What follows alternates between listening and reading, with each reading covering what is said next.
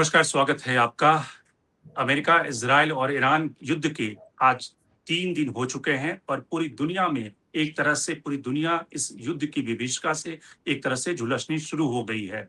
किस तरह से एनर्जी सिक्योरिटी खतरे में है, वैसे ही जिस तरह से ईरान के मिसाइल मिडल ईस्ट के अलग-अलग देशों पर दागे जा रहे हैं, उससे न केवल यूएई, सऊदी अरब और तमाम जो खाड़ी के मुल्क हैं, उन सब पे कहीं न कहीं अमेरिकी Sumi बेस को not audible. टारगेट किया जा रहा है। इसके साथ जो बड़ा खतरा ये भी उभर रहा है कि जिस तरह की खबरें आ रही है कि ईरान के न्यूक्लियर जो प्लांट हैं या न्यूक्लियर जो फैसिलिटी है, उस पे भी अटैक हुआ है, उससे भी इमिशन निकलने की संभावना, आशंका बढ़ गई है। लेकिन इन सब के बीच भारत सरकार का जो स्टैंड रहा है, भारत सरकार इस पूरे रीजन में एक बड़ा स्टेक होल्डर है और उसमें भारत का जो स्टैंड अब तक रहा है, जो एमईए का स्टैंड रहा है, उससे भारत के अंदर एक पॉलिटिक्स शुरू हो गई है। जो विपक्ष और तमाम जो अपोजिशन के नेता हैं, वो भारत सरकार से और प्रधानमंत्री नरेंद्र मोदी से मांग कर रहे हैं कि एक सोवरेन कंट्री के सुप्रीम लीडर की हत्या की गई है, उन्हें एलिमिनेट किया गया है, लेकिन भारत ने उस पे अभी तक चुप्पी साध रखी है। भारत की जो फॉरेन पॉलिसी, डिप्लोमेसी की जो न्यूट्रलिटी है, वो कहीं न कहीं खतरे में है।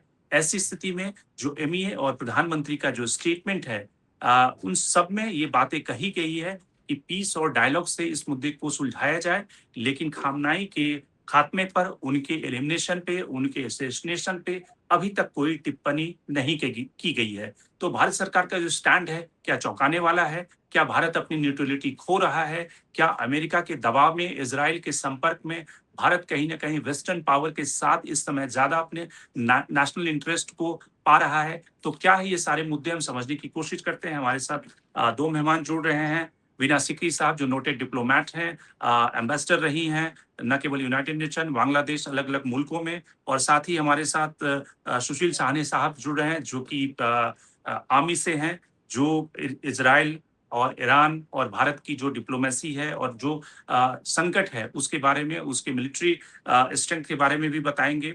लेकिन सबसे पहले शुरुआत करते हैं वीना जी आपसे। भारत की जो इस समय स्थिति है, एक पेक्यूलियर सिचुएशन में भारत है, जहाँ पे न केवल भारत के ईरान के साथ हिस्टोरिकल संबंध रहे हैं, और अगर हम याद करें कि वाजपेयी के 2001 के विजिट को और प्रधानमंत्री नरेंद्र मोदी के 2016 के विजिट को, जिसमें प्रधानमंत्री नरेंद्र मोदी कहते हैं कि इंडिया और ईरान न केवल पुराने दोस्त हैं, हमारी दोस्ती जो है वो हिस्ट्री जितनी ही पुरानी है। तो जब इतनी दोस्ती पुरानी है, तो वहाँ के सुप्रीम लीडर के मरने पर या उनके असैसिनेशन पर भारत की चुप्पी, क्या आपको लगता है कि जस्टिफाइड है? अपने नेशनल इंटरेस्ट को भारत इस समय देख रहा है, प्रैग्मैटिक अप्रोच अपना रहा है, या फिर भारत अपनी कहीं न कहीं न्यूट्रलिटी खो रहा है? आप कैसे देखती हैं इंडिया के स्टैंड को और खास करके भारत की चुप्पी को? नहीं, मैं तो बिल्कुल कहूँगी कि भारत जो है अपनी जो स्ट्रेटेजिक ऑटोनॉमी की फॉरेन पॉलिसी है, उसी पे कायम है और उसी को फ़ॉलो कर रही है। और आप देखेंगे कि हमारे विदेश मंत्री डॉक्टर जयशंकर ने ईरान के फॉरेन मिनिस्टर से बात भी कर ली है। आपको पता है पिछले 2 दिनों में उन्होंने सारे जो जितने भी प्लेयर्स हैं, जितने लोग, हर एक से बात की है, हर एक से कॉन्टैक्ट मेंटेन रख रहे हैं। और ईरान के साथ आपने बिल्कुल सही फरमाया कि हमारे जो रिलेशनशिप है वो बिल्कुल ही डीप है और हिस्टोरिकल है और सिविलाइजेशनल है। और हमारे पास जो ईरान के लोगों के लिए रिस्पेक्ट है वो बिल्कुल हमेशा कायम रहेगी और हमेशा हमारे कॉन्टैक्ट्स रहे हैं ईरान के साथ और रहेंगे भी। तो इसलिए इससे कुछ कहना कि चुप्पी लगाइए, ये तो गलत बात है। फॉरेन पॉलिसी हमेशा जब होती है, हमारे कॉन्टैक्ट्स जो हैं, सबसे बड़ी बात है कि हमारे कॉन्टैक्ट्स जो हैं सारे प्लेयर्स के साथ हैं और सब प्लेयर्स में हमारे लिए बहुत रिस्पेक्ट है। हमने देखा है कि भारत में वाक़ई कारगिल से लेके लखनऊ हर जगह में लोग अपनी जो है अफ़सोस एक्सप्रेस कर रहे हैं कि सुप्रीम लीडर आयतुल्लाह ख़मेनी की डेथ पे, क्योंकि वो एक स्पिरिचुअल लीडर थे, सबके लिए बहुत स्पिरिचुअल लीडर थे और उनकी बहुत मान्यता थी सब जगहों में। तो इसलिए भारत बिल्कुल इसे हमेशा रिकॉग्नाइज़ करेगा। और अब जो है, जो हमारे कॉन्टैक्ट्स हैं इन देशों के साथ, ईरान के साथ और अन्य देशों के साथ, हमारे प्रधानमंत्री जी ने यूएई की प्रेसिडेंट से बात की है, हमारे विदेश मंत्री जी ने अलग-अलग देश के लीडर से बात की है और वो कॉन्टैक्ट जारी रहेंगे। और इसमें कोई फर्क नहीं आएगा। हमारी बिल्कुल पॉलिसी, फॉरेन पॉलिसी, स्ट्रेटेजिक लेकिन इकोनॉमी। खामनेई की हत्या पे असैसिनेशन पे भारत ने अभी तक कोई टिप्पणी नहीं की है। जो प्रधानमंत्री का स्टेटमेंट है वो ये कहता है कि वेस्ट एशिया में जो वर्तमान हालात हैं वो डीप कंसर्न है हमारे लिए। India support the resolution of all dispute through dialogue and diplomacy. वैसे ही पहले जो एमईए का स्टेटमेंट आया था, एमईए ने कहा था कि हम रिस्पेक्ट करते हैं सॉवरेनिटी का और टेरिटोरियल इंटीग्रिटी का। लेकिन खामनेई की हत्या के बाद भारत ने चुप्पी बना रखी है। भारत एक तरह से एक पोजीशन ले चुका है कि जो नेशनल इंटरेस्ट भारत का है वो इजराइल के साथ में इस समय और अमेरिका के साथ रहने में है। और इसलिए शायद उन्होंने जिस तरह से यूएई को वहां के शासक को प्रधानमंत्री ने फोन किया, तो उससे कहीं ना कहीं एक साफ संकेत मिल रहा है भारत अपनी प्रैग्मेटिक पोजीशन को देख रहा है, न कि इस समय जो एक स्टैंड होना चाहिए न्यूट्रलिटी का वो देख रहा है। नहीं, बिल्कुल नहीं, ऐसी बात बिल्कुल नहीं है, क्योंकि बात ये है कि हमारी जो स्ट्रेटेजिक ऑटोनॉमी की पॉलिसी है, उसके तहत सबसे बड़ी बात ये है कि हमें सारे प्लेयर्स जो हैं, उनके साथ कॉन्टैक्ट में रहना बहुत ज़रूरी है। तो इसलिए अगर किसी वक़्त पे, क्योंकि हम जो बातचीत हमारे विदेश मंत्री की हुई है, ईरानियन फॉरेन मिनिस्टर के साथ, उसमें ज़रूर जो आप कह रहे हैं, उसका एक्सप्रेशन ज़रूर हुआ होगा। अब जो है कि पॉलिटिकली जो है इस वक़्त पे अगर हम चाहते हैं कि हम सारे प्लेयर्स के कॉन्टैक्ट में रखें और इस कॉन्टैक्ट की वजह से कुछ भी अगर पीसफुल डायलॉग की तरफ कुछ भी प्रोग्रेस हो सकती है, तो ये बड़ा फ़ायदेमंद है। और हमेशा हमने कहा है कि ये जो पीसफुल डायलॉग और सेसेशन ऑफ हॉस्टिलिटीज़, ये बहुत ज़रूरी चीज़ें हैं। हमेशा हमने इसके फ़ेवर में कहा है, और इसका मतलब ये नहीं है कि हमारी सिंपैथी ईरान के साथ नहीं है, क्योंकि ईरान तो बिल्कुल यही कह रहा है कि हमने तो सब कुछ जो हम कर रहे हैं, वो सेल्फ डिफेंस में कर रहे हैं, क्योंकि हमारे पे आक्रमण हुआ है, हमारे सुप्रीम लीडर की मौत हुई है, और हम अब सेल्फ डिफेंस में कर रहे हैं। लेकिन कभी ऐसे होता है कि in order to remain in touch with all the players, बहुत ज़रूरी है कि सबके लिए ये दरवाजे, हमारे लिए सबके दरवाजे खुले होने चाहिए। और इसमें अगर एक वक़्त पे आप कुछ ऐसे ना कहें या कुछ स्टेटमेंट ऐसे कहें जिससे आपके कॉन्टैक्ट कुछ प्लेयर्स के साथ नहीं रहेंगे, तो इसलिए ऐसे होता है। लेकिन हम, जैसे मैंने कई बार, अभी दूसरी बार दोहरा रही हूँ, कि जो हमारे ईरान के साथ कॉन्टैक्ट्स में हैं, अभी बिल्कुल कायम हैं और रहेंगे भी। और हमारे जो कॉन्टैक्ट्स हैं, हमारे जो सिविलाइजेशनल लिंक्स हैं ईरान के साथ, ये कभी कहीं नहीं जाएँगे, ये बिल्कुल रहेंगे भी। और अच्छा अब जो जीना है जी, आप ये की जो बहुत ज़रूरत है। जी जो स्थिति आज की तारीख में है, उसको आप कैसे इमर्ज होते हुए देख रही हैं? क्योंकि ट्रम्प साहब तो एक तरह से साफ दिख रहा है कि वो वहाँ पे सत्ता परिवर्तन के लिए लड़ाई लड़ रहे हैं। जो बातें हुई थी कि वो ईरान से चाहते थे कि वो अपनी न्यूक्लियर फैसिलिटी को खत्म करे, बैलिस्टिक मिसाइल का प्रोग्राम स्लो करे। ये सारी बातें तो लगता है कि सिर्फ एक तरह से डबल गेम ट्रम्प खेल रहे थे। अब भारत नहीं, के सामने मुश्किल हाँ, जी, देखिए, एक बात देखिए कि ओमान के ज़रिए ईरान और यूएसए के बीच टॉक्स हो रही थी। ये हुँ, जिनेवा में अरेंज हो रही थी, और वो टॉक्स सबके जो कमेंटेटर्स के मुताबिक ये टॉक्स बहुत सक्सेसफुल हो रही थी। और इनफैक्ट एक कमेंटेटर ने ये भी कहा है कि the problem is not the breakdown of those talks, but the breakthrough. मतलब एक्चुअली उन टॉक्स में ब्रेक थ्रू आ रहा था, लेकिन इसके बावजूद इज़राइल ने अटैक लॉन्च किया, और इसके साथ यूएस जुड़ गए, और वो जो उनकी ऑब्जेक्टिव थी रिजीम चेंज की, वो मतलब प्रेसिडेंट सुप्रीम लीडर अयतुल्ला खमीनी की डेथ हो गई उसमें। अब देखिए कि जो प्रेसिडेंट ट्रंप ने कहा है कि वो उनकी डेथ हो गई है, और वो चाहते हैं कि प्रोटेस्टर जो है, जो जेन ज़ी है, वो सड़क पे आ जाएँ और वो सत्ते पे काबू कर ले। लेकिन ऐसे हुआ नहीं है, ऐसे कुछ भी नहीं हुआ है, क्योंकि हमने देखा है कि सुप्रीम लीडर खamenei के उन्होंने पहले ये स्टेटमेंट भी कहा था कि मेरी अगर डेथ हो जाए तो कुछ फ़र्क नहीं पड़ेगा, हमने सारा इंतज़ाम कर दिया, क्योंकि इवन दो आईआरजीसी के लीडर्स और भी एलिमिनेट हुए हैं, लेकिन एक transitional leadership, 3 member transitional leadership बनी है वहाँ पे। उसमें president of Iran Masoud Pezeshkian हैं, उसमें हैं जो आयतुल्ला राफ़ी हैं, और एक सुप्रीम कोर्ट के जज के चीफ जो है जस्टिस गुलाम हुसैन इजई, वो हैं। तो ये 3 मेंबर ट्रांजिशनल लीडरशिप के ज़रिए वो रूलरशिप ऑफ ईरान चल रही है।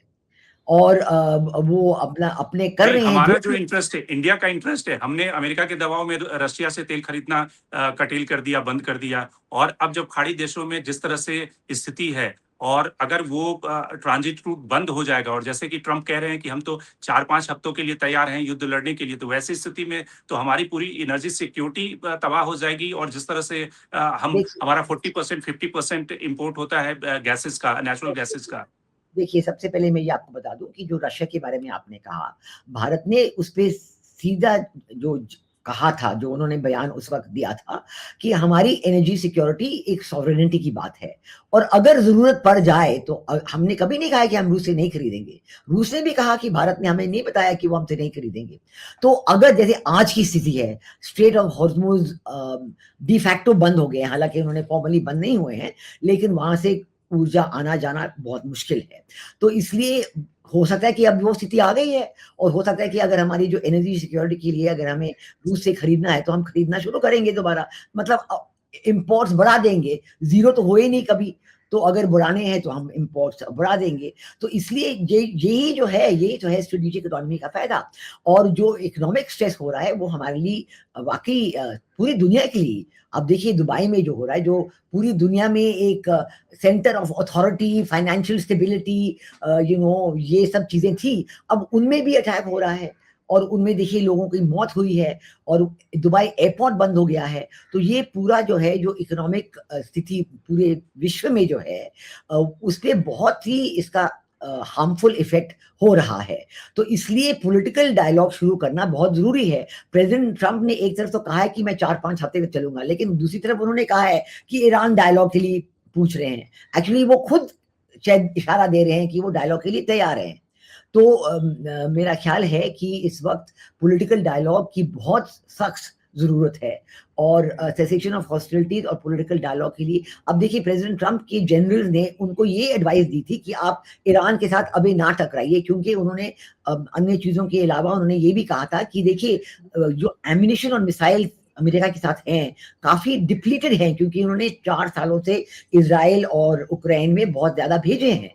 तो इसलिए उनके लिए भी ऐसे लॉन्ग टर्म 4-5 हफ्ते की कंटिन्यूअस कॉन्फ्लिक्ट वेदर वो ऐसा चाहेंगे कि नहीं, मुश्किल है कहना कि वो ऐसा चाहेंगे या इसका कुछ नतीजा होगा। हमने ये भी देखा है कि ईरान ने आयरन डोम इज़राइल का उसको भी क्रॉस कर लिया है और इज़राइल ने एक्सेप्ट किया कि उनके वहाँ डेथ्स हुई हैं, इंजरीज़ हुई हैं। डिस्ट्रक्शन ऑफ इंफ्रास्ट्रक्चर हुआ है, तो ये सब चीज़ें हो रही हैं। मेरा ख्याल तो सब देशों को मिलके यही प्रेशर डालना चाहिए कि डायलॉग शुरू हो जाए, पॉलिटिकल डायलॉग शुरू हो जाए, सेसेशन ऑफ हॉस्टिलिटीज़ हो जाए और अगर वो सोचते हैं कि 3-4 दिन में ईरान की सरकार काबू में आ जाएगी, ये तो लगता नहीं है। लोग डिस्कशन कर रहे हैं कि ईरान के पास कितने मिसाइल्स हैं, वो कब तक चलते रहेंगे और दूसरी बात कोई कह रहा है कि नहीं उनके पास बहुत मिसाइल्स हैं क्योंकि वो हज़ारों की तादाद में मिसाइल्स बनाते हुए चले आ रहे हैं। लेकिन हमने देखा है कि वो उन्होंने हिज़्बुल्लाह को भी दिए हैं मिसाइल्स और अन्य जो वो सपोर्ट करते हैं, उनको भी दिया है। तो ये सब डिस्कशन चल रही हैं पूरी दुनिया में।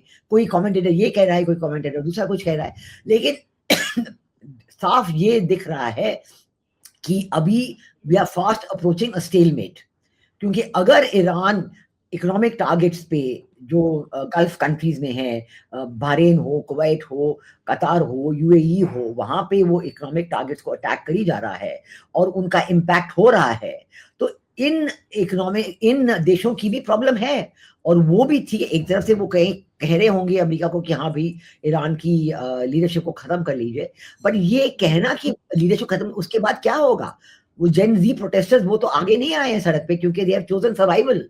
ये सबसे बड़ा सवाल है अविना जी की जो ट्रंप जो ये दावा कर रहे हैं कि वहां पे सत्ता परिवर्तन हो और प्रोटेस्टर जो हैं या फिर वहां पे जेनजी जनरेशन खुद आकर वहां पे सत्ता परिवर्तन करे, क्या आपको लगता है ईरान का फ्यूचर क्या होने वाला है? क्या वहां पे जो रिवोल्यूशनरी गार्ड हैं उनके हाथ में की है? और जिस तरह से उन्होंने क्लेम किया है कि वो अमेरिका से कोई बातचीत नहीं करेंगे, और अमेरिका उसी तरह से जिस तरह से अफगानिस्तान में वो अमेरिका भागा था, जिस तरह से इराक का हाल करके एक तरह से एक वैसा स्टेट जहाँ पे टर्मोइल में स्टेट है, उसी तरह की स्थिति ईरान में भी हो जाएगी और अमेरिका को फिर से भागना पड़ेगा? नहीं, अभी तो बहुत इट्स वेरी अर्ली डेज, अभी तो शुरू 3 दिन ही हुए हैं। लेकिन मैं ये कह रही हूँ कि इस वक़्त जो है, जो आपने अलग-अलग एग्ज़ाम्पल दिए हैं, वियतनाम जो भी है, वहाँ पे it was very much bilateral, USA and Vietnam, USA and Afghanistan. अब ये जो स्थिति है, क्योंकि ईरान ने अटैक किया है दुबई इंटरनेशनल एयरपोर्ट, इसको बंद करवा दिया है। ईरान ने अटैक किया है शिपिंग पे, कोई भी शिप जाने की कोशिश करी, उस पे अटैक, शिप्स को डुबो दिए हैं, शिप्स फायर पे आ गए हैं। और हमने देखा है कि अरामको रिफाइनरी पे अटैक हुआ है, ईरान इज़राइल में अटैक हुआ है। तो इससे जो है पूरा विश्व, द वर्ल्ड इकोनॉमी पे इस बार जो इम्पैक्ट है वो काफ़ी सीरियस है। 2-3 दिन, 4 दिन, हफ्ता भी ये चले और ये जो है दुबई का एयरपोर्ट ना खुल पाए और इकोनॉमिक एक्टिविटी दुबई में हो या कतार में हो या बहरीन में हो, कुवैत में हो, ये इम्पैक्ट पे आ जाए। अमेरिकन बेसेस इन कंट्रीज में, उन पे अटैक ज़्यादा इंटेंसिफाई हो जाए। ये सब चीज़ें बहुत सीरियस हैं। तो मुझे तो लगता है कि ये इस बार ये जो स्थिति है ये इतनी लंबी नहीं जा सकती है। जो कह रहे हैं प्रेसिडेंट ट्रंप 4 हफ्ते, 5 हफ्ते, लेकिन लगता तो नहीं है कि इस बार स्थिति इतनी लंबी जा सकती है। Because it will be too draining for Israel, for America, for everybody, for the world economy. और ईरान में भी अभी तक कुछ पता नहीं चल रहा कि उन पे क्या इम्पैक्ट हो रहा है, बट ज़रूर लग रहा है कि ये आईआरजीसी के यूनिट्स जो हैं वो अलग-अलग, अभी आज ही फॉरेन मिनिस्टर ऑफ ईरान ने इंटरव्यू दिया अल जज़ीरा को कि ओमान पे एक उनका जाके अटैक हुआ है और उन्होंने कहा नहीं, नहीं ये हमारी तरफ से नहीं हुआ है, ये आईआरजीसी के इंडिपेंडेंट यूनिट्स होंगे, उन्होंने किया है। अब ये इसका क्या मतलब बनता है कि the central 3 member council is doesn't have the control, इसका पता नहीं चल रहा है ना अभी तक। तो अभी एक ऐसे साइको वॉरफेयर चल रही है, क्योंकि ये भी हमने देखा है कि ईरान के लिए पूरी जो सैटेलाइट इमेजरी वगैरह वो चीन की तरफ से आ रही है। चीन की बिल्कुल। तरफ से पूरा उनको हेल्प आ रहा है इस पे, सैटेलाइट और वो मॉनिटरिंग की क्या हो रहा है, क्या हो रहा है। वो वेस्टर्न सैटेलाइट पे बिल्कुल डिपेंडेंट नहीं है। वो चीन के सैटेलाइट पे उनकी निर्भरता है। तो इसलिए ये भी एक फ़र्क है, एक अलग स्थिति है, जो पहले कभी नहीं हुई, ऐसे हुई है कि चीन के ऊपर पूरी उनकी डिपेंडेंस है। तो इसका भी क्या मायना होगा ये पता नहीं कि और हमें पता है कि प्रेसिडेंट ट्रंप तैयारियां कर रहे हैं कि वो चीन जाके उनकी लीडरशिप को मिलेंगे। तो ये स्थिति बहुत ही कॉम्प्लेक्स है। शायद 2-3 दिन आगे अगर चले तो पता चल जाएगा, लेकिन भारत की तरफ से हमारी कोशिश यही होगी कि सेसेशन ऑफ हॉस्टिलिटीज और पॉलिटिकल डायलॉग शुरू हो जाए। और इसलिए आपने देखा होगा कि रिपोर्ट्स जो आई हैं, हमारे विदेश मंत्री सब ग्रुप्स के साथ टच में है और वो यही कोशिश करेंगे कि ये हो जाए। जी, सुशील जी, सवाल ये है कि आपको ईरान का फ्यूचर क्या नज़र आता है? क्या जो रिवॉल्यूशनरी गार्ड है उनके हाथ में आने वाले दिनों में सत्ता होगी या फिर वहाँ पे ट्रांजिशनल के तौर पे जिस तरह से सत्ता का दारोमदार दिया गया है और नए सुप्रीम लीडर का चुनाव होगा? यानी कि जो अमेरिका की कोशिश है कि वहाँ पे सत्ता का हस्तांतरण हो, वो आपको लगता है कि सत्ता का हस्तांतरण हो पाएगा? या फिर आपको लगता है कि चूँकि सिर्फ़ एयर से हमला करने से और ईरान का जो जिस तरह का वहाँ का क्षेत्रफल है, वहाँ पे जब तक आप ग्राउंड से जब तक लड़ाई नहीं लड़ेंगे, तो वहाँ पे कोई सत्ता का हस्तांतरण मुमकिन नहीं दिखता है। आपकी बात बिल्कुल सही है। यूएस और इज़राइल इस मकसद से घुसे हैं, अपना इन्होंने हमला किया है कि इनके पास 4 ऑब्जेक्टिव्स थे। पहला ऑब्जेक्टिव था कि इन्होंने ये जितने भी रिलीजियस लीडर्स हैं या मिलिट्री कमांडर्स हैं, उनको एलिमिनेट करना, वो शायद इन्होंने कर दिया है।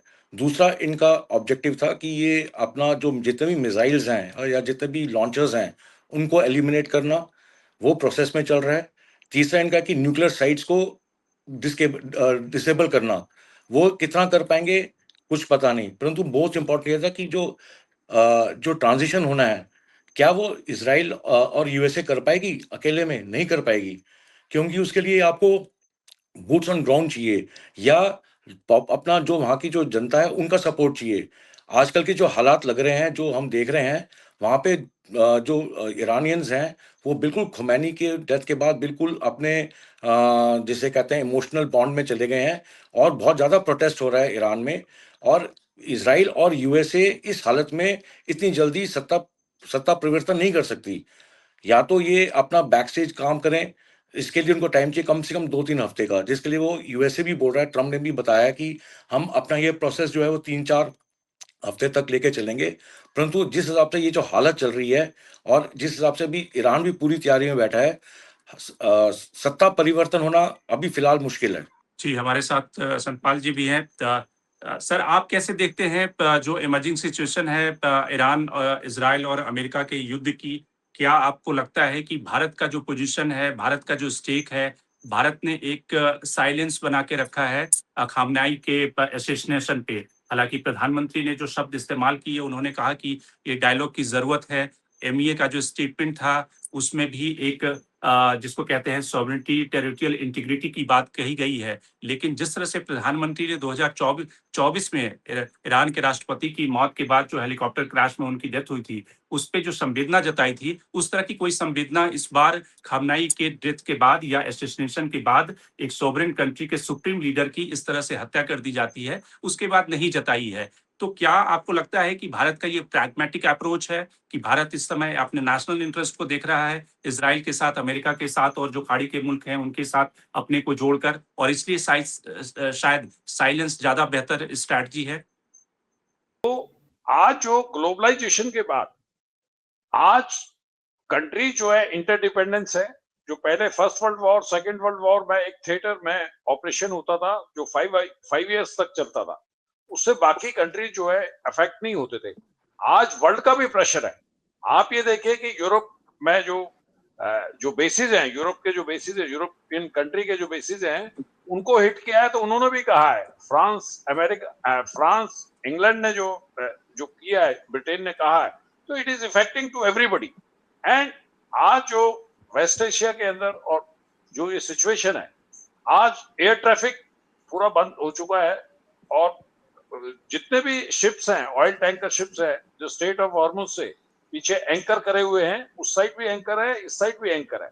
तो इससे ऑलरेडी आप देखें कि जो प्राइसेस है क्रूड ऑयल के, वो अप हो चुके हैं। तो it is affecting everybody. And जो अमेरिका है एंड इजराइल, दोनों का जो ऑब्जेक्टिव है, ऑब्जेक्टिव 80% दे हैव अचीव्ड। यानी कि जो उनका पॉलिटिकल ऑब्जेक्टिव और मिलिट्री ऑब्जेक्टिव है, जो मेन चीज है, वो उन्होंने 80% अचीव किया है। नाउ रिजीम के लिए backdoor diplomacy, they have already carve out A plan कि कैसे कैसे होता है। इट इज पूरा वैलिडेट होता है और कंटीजेंसी प्लान्स भी रखी जाती है। तो उनका जो अमेरिका और इजराइल का है, they have already done that. Now Trump साहब ने कहा कि हमें और लक्ष्य अचीव करना है। तो इसके लिए settle down, come to the negotiation table. तो इतना जल्दी नहीं होता, 2-3 दिन के बाद में नहीं होता है, जी। Takes time. तो आज जो सिचुएशन है, और मिलिटरली अमेरिका और इजराइल वो बहुत मजबूत है। उनका deployment plus air power, missile warfare, air defence system and intelligence, that is most effective. They have mapped all important targets, even nuclear sites, but they have identified phase 1, what are the priority 1 targets, what are priority 2 targets, what are priority 3 targets. So they have already planned it very well and they are successful. Iran भी, उनके military commanders को भी ये मालूम है कि हम उनके सामने मैचिंग डिप्लॉयमेंट नहीं है, एयर डिफेंस भी नहीं है उनका, इंटेलिजेंस भी नहीं है उनके पास। एंड पब्लिक सपोर्ट, जो वर्ल्ड की डिप्लोमेटिकल सपोर्ट्स है, इवन इस्लामिक जो कंट्रीज हैं, वो भी इकट्ठे हो गए, उनके साथ नहीं आए। They know it. बट ये जो लड़ रहे हैं, वो रिलीजियस सेंटिमेंट्स उनके पीछे हैं, उसकी वजह से वो रिटेलिएट कर रहे हैं। लॉसेस अगर देखें, बिल्कुल।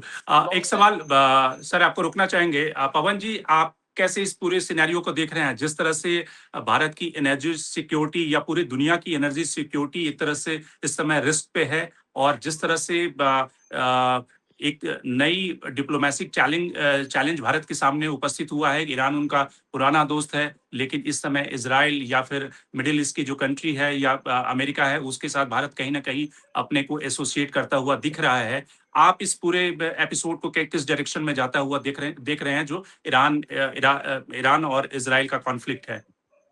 मुझे 2 चीजें समझ में नहीं आई शंकर जी।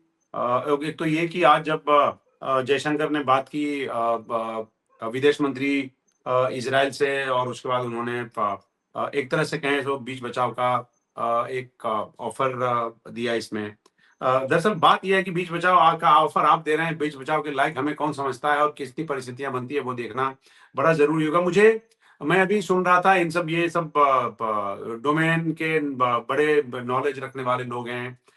मुझे एक बात समझ नहीं आई कि अभी से ठीक 1 महीना पहले जब यूएनएचसीआर में ईरान में ह्यूमन राइट्स के वायलेशन पे जब प्रस्ताव पारित हुआ, उसमें हमने और चाइना ने ईरान के लगभग इसके जो प्रस्ताव पारित हुआ उसके खिलाफ हमने वोट किया।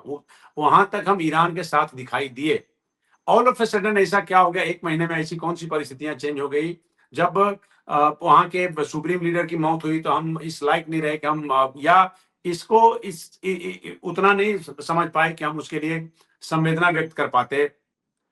देखिए मैं इसको दूसरे एंगल से देखता हूं। मैं ये देखता हूं कि भारत इस बात का इंतजार अभी कर रहा है। अभी पूरे यूएस डील में जब से सुप्रीम कोर्ट का डिसीजन आया, मैं ये मानता हूं कि मतलब एकदम पूरा खिचड़ी हो गया है। कौन किधर जाएगा कुछ समझ में नहीं आ रहा है। ट्रंप को खुद समझ में नहीं आ रहा है कि अभी इसका क्या परिणाम होगा, कौन सी पोस्चरिंग हमें करनी चाहिए। भारत को समझ में नहीं आ रहा है। जैसे अभी पीयूष गोयल ने 3 दिन पहले कहा कि साहब ऐसा है कि हम we will cross the bridge when it comes.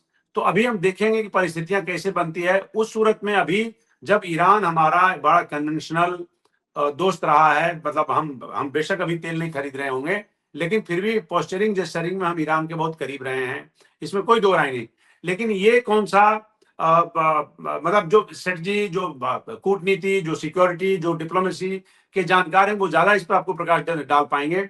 मैं सिर्फ ये समझता हूं कि जब इस पूरे मिलू में अगर किसी एक टॉप 5 कंट्रीज का डैमेज होगा शंकर जी इस ईरान वॉर में, तो वो हम लोग हैं। जैसे अब ईरान ने अभी कोई अधिकारी घोषणा नहीं की है कि हमने साहब हॉर्मुज पे अटैक कर, हॉर्मुज को हमने ब्लॉक कर दिया है, पर वो ब्लॉक चल रहा है।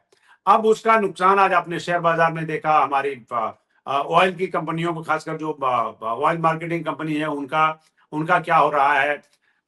तो इसका जो इकोनॉमिक जो लॉसेज हमारे यहाँ, जो इसका कॉस्ट है आने वाले टाइम, वो तो आएगा सो आएगा। अभी ये देखना पड़ेगा कि क्या जो ईरान में अमेरिका के प्रति, देखिए ऐसा नहीं कि 2 दिन में कोई खत्म हो जाए। ईरान में जितना मैं पढ़ के समझ पाया हूं वो ये कि ईरान के लोगों के मन में, खासकर सुप्रीम लीडर के मरने का जो, उसके मौत का जो भाव है, वो उस तरह का भाव है जैसे जो धर्म से जुड़ा हुआ होता है, जो परंपरा से जुड़ा हुआ होता है, जो संस्कृति से जुड़ा हुआ होता है। वो इतनी जल्दी पीछे हट जाएंगे कि साहब अमेरिका कहेगा कि नहीं नहीं अब तुम डर गए, तो वो डर जाएंगे और वो कोने में दुबक जाएंगे। ऐसा नहीं है। एक मातम के 40 दिन में वो कैसे रिएक्ट करेंगे, नफरत का स्केल क्या होगा, फेरोसिटी का एंगल क्या होगा, वो सब देखना पड़ेगा आने वाले टाइम में। हमें ये बात मैं भी समझने की कोशिश कर रहा हूं कि 2 दिन हो गए इस बात को, तो भारत सरकार को आखिर चाइना ने किया ना, चाइना ने संवेदना व्यक्त की, चाइना ने कहा कि इस युद्ध को जल्दी खत्म करने की जरूरत है। मैं प्राइमरीली, आप जानते हैं मैं इकोनॉमिक जर्नलिस्ट हूं, मेरे लिए स्ट्रेटजी और कूटनीति उतनी जितने की दाल में नमक के बराबर में समझता हूं। बावजूद इसके मैं कह रहा हूं कि एक बहुत पुराने साथी के लिए इतना करना मेरे ख्याल से ये पर्याप्त बनता था। संभव है कोई बात चल रही, कल कैबिनेट कमेटी की सिक्योरिटी की मीटिंग हुई, उसमें क्या फैसले लिए गए, उसमें क्या डिसीजन लिया गया। अभी कुछ नए चीजें भी आपको पता चलेंगी अगले 1-2 दिन में, जिसमें ये भी पता चलेगा कि हमारा जब तेल पूरी तरह से अगर बाधित हो जाएगा तो क्या फिर से हम रशिया की तरफ वापस जाएंगे क्या। तो कुछ नए चौंकाने वाले फैसले आ सकते हैं, तो ईरान के समर्थन के लिए भी चौंकाने वाले फैसले आ सकते हैं, मैं ये समझता हूं। बिल्कुल। कुल मिलाकर जो बड़ा सवाल ये है कि क्या भारत की जो विदेश नीति है, उसकी जो न्यूट्रलिटी है, वो कहीं आज की तारीख में खतरे में है। क्योंकि आपको याद होगा कि 2016 में जब प्रधानमंत्री नरेंद्र मोदी ईरान के दौरे पर गए थे, तो उन्होंने जो अपना भाषण दिया था, उसमें इस शब्द का जिक्र किया था कि जब 2001 में गुजरात में अर्थक्वेक आया था, तो जो पहला देश था पूरी दुनिया से जिसने गुजरात को सपोर्ट करने का आश्वासन दिया था या सहायता करने की बात कही थी, वो ईरान था। और इससे पहले किस तरह से 1994 में जब नरसिम्हा राव के कार्यकाल के दौरान किस तरह से जो पाकिस्तान भारत की एक अपमानजनक स्थिति चाहता था यूनाइटेड नेशन में, उसको कैसे नरसिम्हा राव ने अपने एक विदेश मंत्री, राज्य मंत्री जो एलिंग दिनेश सिंह को, जो व्हील चेयर पे स्पेशल एयरक्राफ्ट से उन्होंने ईरान भेजा, और किस तरह से वाजपेयी फारूक अब्दुल्ला को यूनाइटेड नेशन भेजा कि वो कहीं ना कहीं पाकिस्तान के प्रस्ताव को गिराए। और ईरान ने वही किया। ईरान ने भारत का साथ देते हुए जम्मू कश्मीर पे जो पाकिस्तान का प्रस्ताव था उसको गिरा करके भारत को एक बड़े ह्यूमिलिएशन से बचाया। तो ईरान हमारा एक काफ़ी पुराना दोस्त रहा है और वैसी स्थिति में ये उम्मीद की जानी चाहिए कि भारत अपनी विदेश नीति की न्यूट्रलिटी को बरकरार रखेगा। तो आज के कार्यक्रम में इतना ही। देश और दुनिया की बाकी खबरों के लिए आप बने रहिए डायलॉगस के साथ। हमारे तमाम मेहमान बीना सिकरी जी आपका बहुत-बहुत धन्यवाद, सुशील साहनी जी आपका धन्यवाद, संपल जी आपका धन्यवाद और पवन जी आपका भी बहुत-बहुत धन्यवाद हमसे जुड़ने के लिए।